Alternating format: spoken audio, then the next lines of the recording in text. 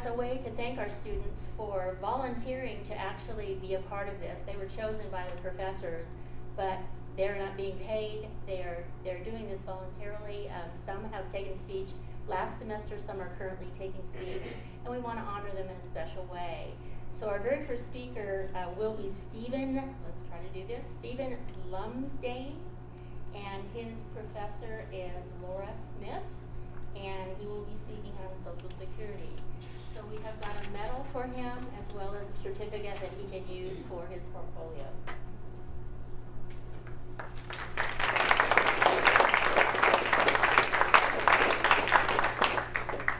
Our second speaker will be Kaylin Hall, and her professor is Dawn King, and she will be speaking on Beyond Our Grasp, Exploring the Great Expanse.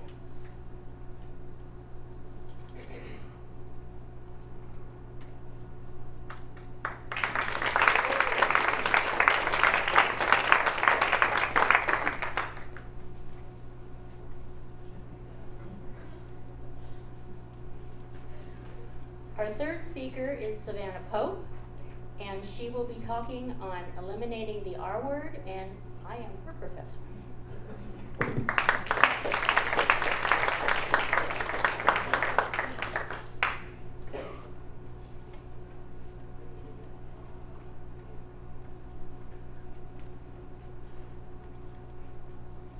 And our final speaker, Isabel Vasquez, was not able to be here tonight. So the actual final speaker tonight will be Isaac Scott, and his professor is Mr. Marsh.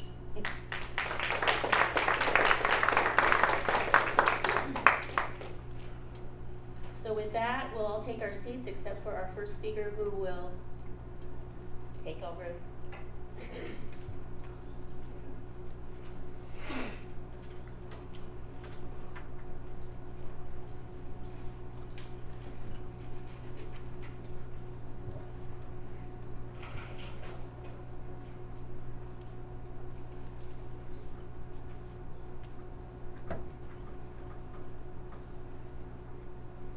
Okay, so what would you do if every month somebody came to your house and shredded part of your paycheck?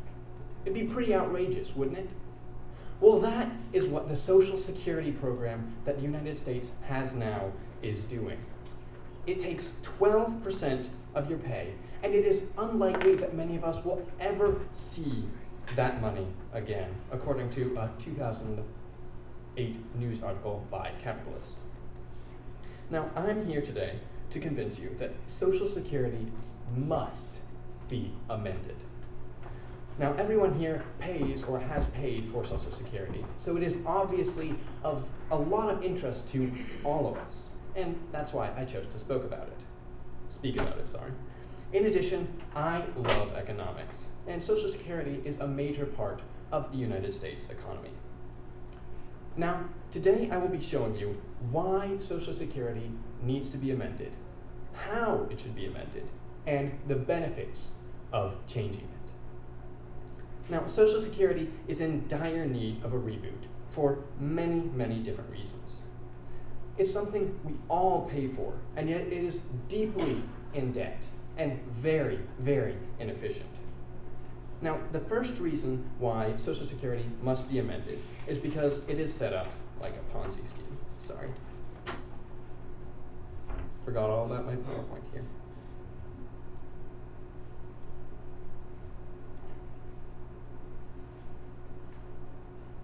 There we go. It's set up like a Ponzi scheme. Now, a Ponzi scheme, according to a 2011 article by Policy Analysis, is a program where customers are promised outrageous benefits if they join a program. And the only way to pay those customers back is to get more people to pay to join the program. As you can see here, it escalates very, very quickly. And in the end, someone will always lose out. There will always be somebody who doesn't get paid. Now, the government is using our Social Security money, according to Policy Analysis, to pay for other programs, and is using the money that I pay to pay for the Social Security of the generation above me. In other words, the money that I pay is not going towards me, it's going towards other people. Now, the second reason why we must amend Social Security is because, quite frankly, Social Security is going broke. According to Pew Research in 2015, Social Security spent $74 billion more than it earned in 2004 alone. And as you see here, those funds are scheduled to run out in 2034. Now, that's not very long. And it means that most of us who are paying Social Security now may never see a penny of what we pay. In 1950, there were 16 workers that supported every one Social Security benefactor. Today, that has been narrowed down to 3. And in 2030, it will be 2 people for every 1 benefactor. That means either those who benefit will earn less money, or those who pay will pay more money. At best, it seems that those of us who pay for Social Security will only see a part, if any, of what we put in. My father, who's in his 40s, says to me many times that though he has paid for Social Security all of his life, he doesn't expect to see any of that money. The third reason why we need to amend Social Security is because it deprives us of our choice. Social Security is basically the government saying that we aren't mature enough, that we aren't wise enough to plan for our own life and plan our money investments well. Imagine, for instance, if the government didn't let any of us buy a car, taxed us heavily, and every 6 or 7 years bought a new car for us. It'd be pretty outrageous, wouldn't it? But that is what the government is doing now with Social Security. Now, I know some of us think that Social Security is a benefit to help those who retire. But according to Policy Review in 1995, there are much, much more effective ways to help retirees than what we are doing now. Now that I've addressed the problems with Social Security, let's move on to how we need to amend it. The Social Security program, as I've explained, has many, many problems. But one of the ways to fix those is to change our program to a privatized Social Security. This is done by investing our Social Security money in private programs rather than giving it straight to the government. Doing this, we still make our investments, we still pay for Social Security, but the money goes to private accounts that invest the money rather than just let it sit around or use it for things that don't benefit me. We will still pay our 12% or so, but while it will still be secured by the government, part of it will be invested instead. It won't just sit around doing nothing. Our money will be invested into the market and will increase, it'll grow. This means that we will still have money guaranteed to us when we retire, but that our money will multiply. Here's a quick example of how much investing can do. It shows money in the bank. You put $1,000 in the bank. Over 8 years, you earn $81. That's not much. If you put $1,000, if you invest it with, let's say, 12% returns, that's a lot of returns, but still, it's 12%. You earn more than double what you invested in 8 years. And that's only with $1,000. Investing is much, much more beneficial than just letting the money sit around or letting the money be used by our government. Also, if we put money into privatized accounts and don't just give it to the federal government, it will be invested in the market and not only benefit us, but benefit others who are invested in. It's putting our money into the market, into the economy, benefiting the economy as a whole, along with benefiting us. According to Policy Review, this not only potentially will make every Social Security benefactor a millionaire by the time they retire, but as I said, it will benefit the economy as a whole, both for our country and the world indirectly. Also, this benefits retirees much, much more than the current program, as it puts money into the market, which the current program does not. This plan gives people both the choice to do what they want with their money, and it gives them much more money when they retire than the program that we use now does. So how can we do this? This can be done by moving away from our government investments and bonds and investing in private accounts and in the market, as I mentioned. Now that we know how to fix our Social Security, let's move on to how these changes will benefit us. The benefits are relatively obvious. As I've said, you'll get more money when you retire, and you'll retain the right of choice. The government won't be taking your money and giving you no option of what to do with it. Now, younger people will benefit from this program because someone like me can actually expect to get the money that I'm paying every month. Older people will also benefit because while they'll still get their money, they'll still get the money they invest, the likelihoods that that money will be decreased, which it very potentially will be under the current program, will be decreased. In other words, it's more likely that those who receive Social Security payments now, their payments will remain steady. One example of a country that is using a program like this is Chile. Chile began its new privatized Social Security program in 1981. And so far the program is working much, much better than what it was using beforehand, a program similar to what we have now. Chile's Social Security system is not perfect exactly, but it does show that private investment through Social Security is a very viable and feasible program and idea in our modern world. Now, in summary, I've addressed why we must amend our Social Security system, how to through privatized accounts, and the possible benefits. Because it is destined to fail, and Americans deserve the right to choose what we do with our money, we must amend the Social Security program. Don't be content to let the government take your money with no benefit to you. Push for private investment and let the money that you make you money. Thank you.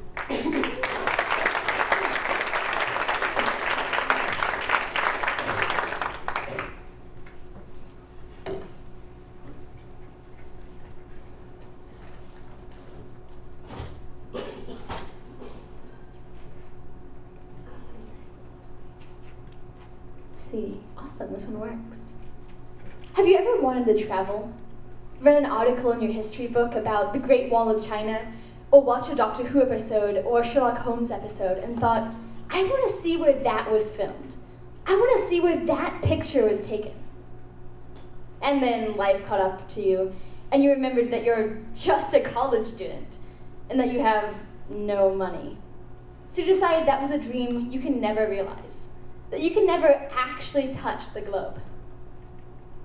But actually, college is a time that we have the most resources for seeing the world that we'll likely ever have, thanks to studying abroad and the many scholarships attached.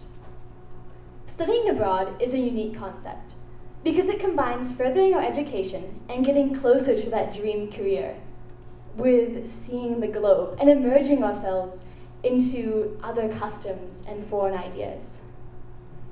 Believe it or not, PSCC actually has a pretty strong study abroad program, taking you to a number of countries, from China to India to Ireland to England to France to even South Africa. And there's a lot of scholarships you can find even just looking at PSCC's website. One of these scholarships cuts the cost of going to a study abroad program almost in half, reducing it to about $2,500. But that's not the end of the scholarships.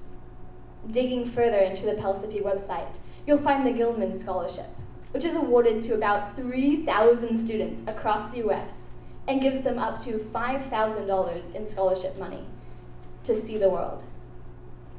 Even just a Google search will find you a lot of scholarship opportunities for studying abroad.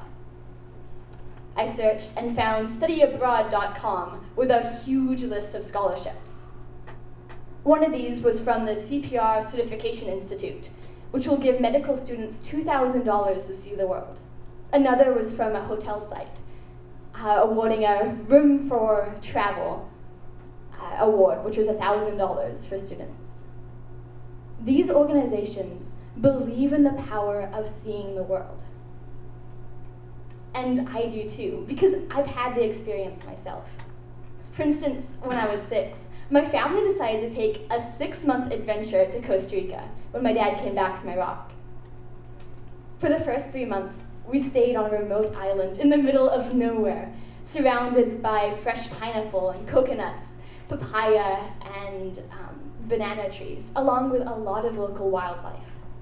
Then we moved to the coast, living with the sand crabs and by the waves for a month. Finally, we lived on an Amish dairy farm for the remaining 2 months, enjoying fresh dairy, fresh milk, fresh ice cream, and the best yogurt I've ever tasted. This experience in Costa Rica gave me my love for environmental science, which is my chosen degree now, and gave me my passion for exploring that's become a core part of who I am. I'm not entirely sure how studying abroad and how traveling the world will impact you, but I know it will have a profound impact on how you view the world and what you do with your future. So sign up for that study abroad program. Seek out those scholarships. Go travel the world for free, because that's the opportunity that we have as college students today. And watch yourself grow and see your worldview expand as you visit the world around us. Good luck.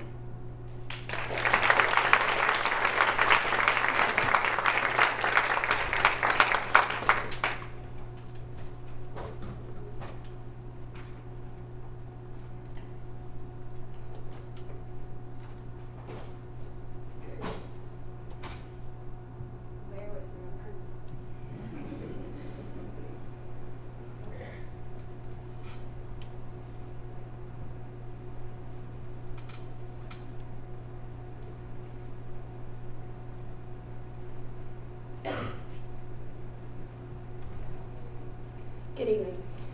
How would you feel if you were called this word above? Now, as you take that into consideration, I want you to imagine those who are affected by this word, who have an intellectual disability. Now, why I'm bringing this to your attention is that throughout high school, I was involved with those who had this disability and who contained this label. But at the same time, I was their mentor, I was their friend, and they became the light and desire in my life. At the same time, through this course of 4 years, I was involved in Spread the Word to End the Word, which is held at Hardin Valley, just 30 seconds down the road.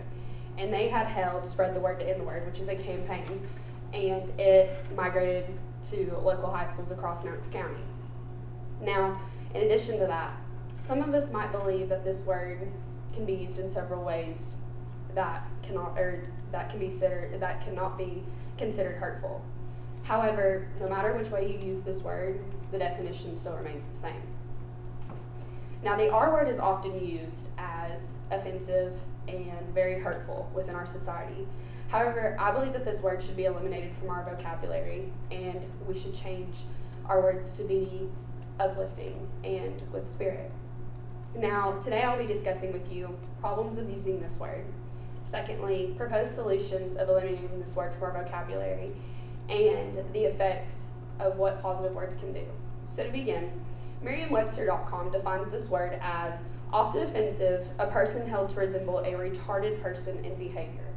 Now, throughout this speech, I will refer to this word as the R word, because pretty much that definition is ugly, and I don't like to say this word at all. Now, as I was doing my research, Eddie Barbanel, who is a Special Olympics athlete who contains this label, or an intellectual disability, said the following on August 11th, 2011. I am differently abled, not disabled. The R word still hurts. Now, as you take into consideration of what he said, he's just like you and I.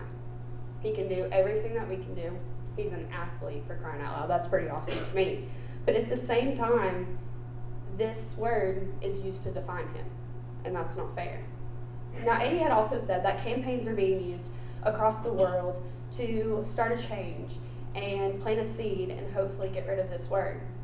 But within our society, it's still being used across social media and several other places. Now, I'm not here to make you feel guilty, because I was once guilty of this word, and I sometimes still am. However, I feel guilty for not taking a stand. Now, this presentation isn't going to make up for that, because I hope to plant a seed and keep making presentations just like this. But at the same time that I was doing research, I found an Odyssey blog by Caitlin Murray, who said, when you call your friend retarded, did you know you were actually false labeling them as handicapped? Now, reading that, it's very upsetting. But at the same time, I thought, if you said this word, think about whom you are affecting when it is said aloud. Secondly, ways to eliminate this word can be just choose new vocabulary. It's plain and simple as that. And Caitlin Murray also said the following: speak for people who cannot defend themselves. Choose a new word. This trend has gone out of style, just like smoking or not wearing a seatbelt. I really like what she used there, because if you think about it, not wearing a seatbelt is just like laziness, but smoking's out of a bad habit. But both of those problems can be fixed, just like not saying this word as well. Now, again, I was doing more research, and Connor Bart and Nadia Kamency, who are both contributors to the Developmental Oklahoma Disabilities Organization, and they said the following about trying to eliminate this word. Vocabulary develops over time. Takes time to eliminate this word, but take into awareness of this word and consider something new. Now, at the same time that I read that, I thought about the drawbacks and thought of those who might disagree with me. Now, I understand that when you say this word towards a certain object and you say it aloud, it might not mean anything. But if you're out in a public place and you say it aloud towards a situation or an object or whatever it might be, think about who hurt you. Think about a friend or someone in the aisle next to you who has a sibling or a family member who has an intellectual disability.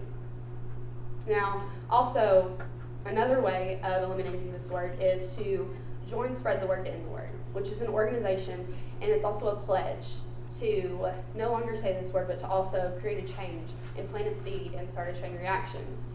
Now, at the same time that I was giving this speech in the fall semester, I was with several other college students as well as Professor Childress, and I had told them, we're in a giant playing field.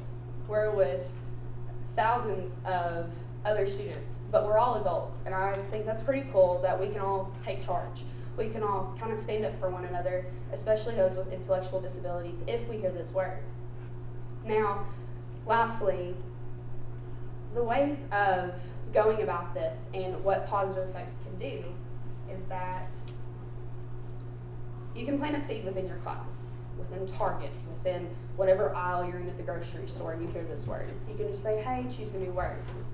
Now, in relation to my own story, I was a freshman in high school, and I was at Target with several friends, and supposedly that was the place to hang out then and talk about drama and whatever you like to do as freshmen. Now, at the same time, we were talking about some drama situation. We were girls, that's just how it goes. And I had labeled the situation as the R word. Didn't think anything of it, just laughed. But at the same time, I was starting to get involved with those who had this intellectual disability. So where was the consistency? Now, as I asked that question, I looked across me towards the aisle, and I was aware that there was a boy with Down syndrome. He might not have heard me, but I instantly felt guilty and my heart broke. But all he did was smile. Again, I didn't know if he heard me. In addition to that, today is actually National Down Syndrome Day. So, as I close with my personal story, consider those around you. Consider your words you use. But would you stand up for those who have an intellectual disability? Or would you walk away with the rest of society and still label them as the word that I had above? Now, Special Olympics also has a PDF file that lists several ways that you can use positive words. And by just saying they're special, they're uplifting, they're pretty cool, they're pretty awesome. And then finding ways to also stand up for them, for those who might not have an intellectual disability, but they still place the label on these people. And they list, just saying, hey, how about you choose a different word, etc. But to close, I discussed with you the problems of using this word, ways to eliminate this word, and illustrations of the positive effects of not using this word. Now, whenever I gave this speech, we were told to have calls to action. And one, I encourage you to change your vocabulary. Secondly, I encourage you to pledge on Spread the Word to End the Word. And lastly, to your right in the back, there's a poster that says Spread the Word to End the Word. And it has a website at the bottom of the poster. And I encourage you to sign it. You don't have to, but I encourage you to. And that can be your pledge here at Pellissippi State Community College. But I also encourage you to stand up for others and be the change for those who have an intellectual disability and give them the deserved respect that they need. Thank you.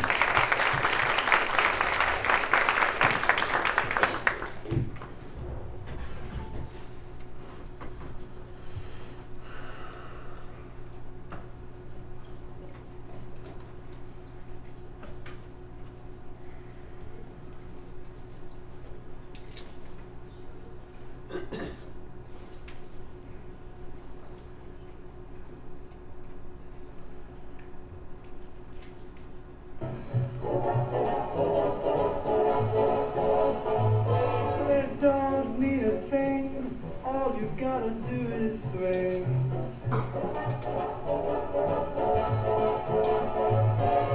Makes no difference if it's sweet or hot. Just give that rhythm every little thing you got. It don't mean a thing if you ain't got that thing.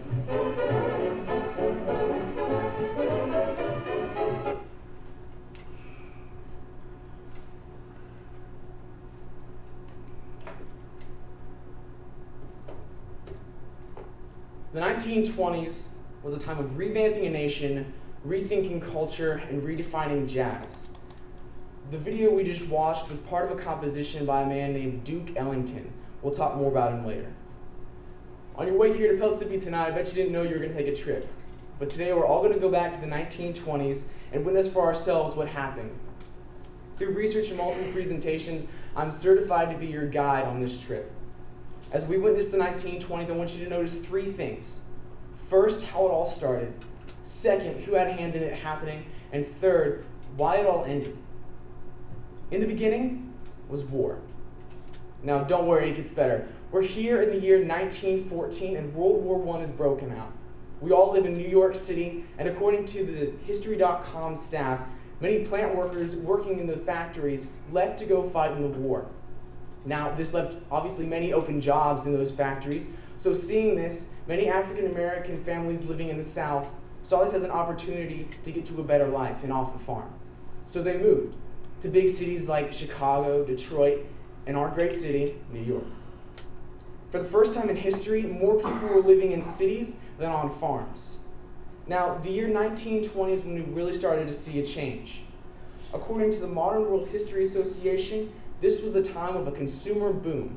More people were spending lots of money on things that they thought would help their lives. Things like cars, telephones, radios, and refrigerators. So many people did this, we decided to call it a boom, a period of very quick economic growth. The growth was so large, in fact, that in the 1920s, the purchase of radio sets increased by 2,500%. Now, this translated to sales of 850 million of the radio by 1929. According to the Economic History Association, the average yearly income from the year 1920 to 1930 increased from $4,500 to nearly $5,800 per person. So now we have this money, this economic growth. So what do we spend it on? Like I said, we spend it on telephones, radios, refrigerators, and cars. According to Dr. Jean-Paul Rodrigue, the price of the Model T Ford in 1924 costed only $300. And fun fact about the Model T Ford, it was one of the most mass-produced cars in all of history, with a total of 16.5 million cars produced. All of this, combined with the 1921 Federal Highway Act, which doubled the size of the roads in the United States, gave us all something we all want: freedom. So let's break this down. The United States saw an economic boom in the 1920s. More people were spending lots of money on things that they hoped would make their lives better. Sales for products like the radio went through the roof.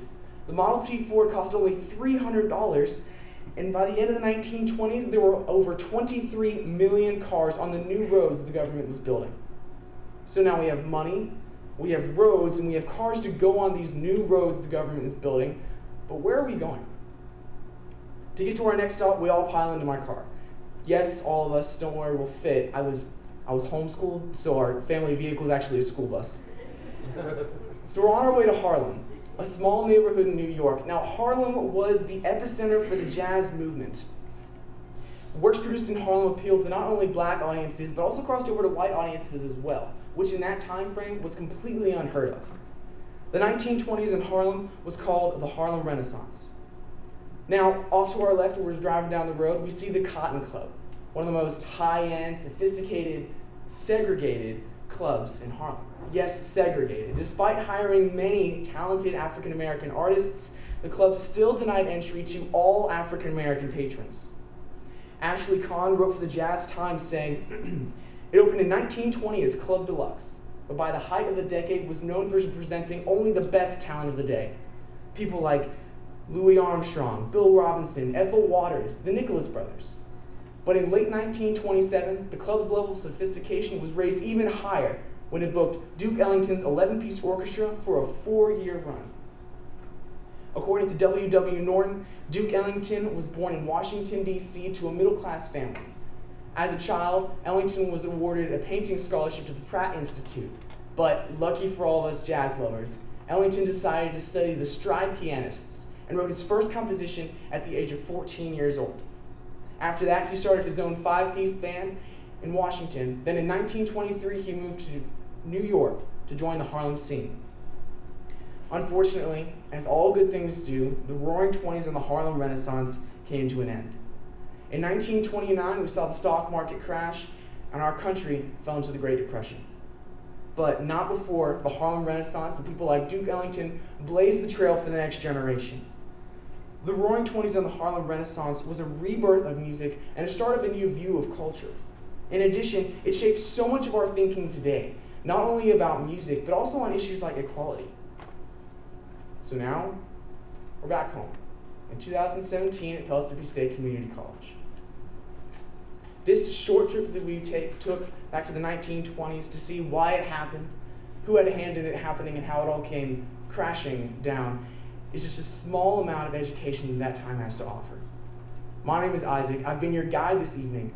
I hope you've learned a lot about the Roaring Twenties and now have a greater appreciation for jazz and all that it's gone through to become one of the greatest genres of music today. Now, as you go home tonight, turn on the radio to listen to some music, remember what Duke Ellington said. It don't mean a thing if you ain't got that swing.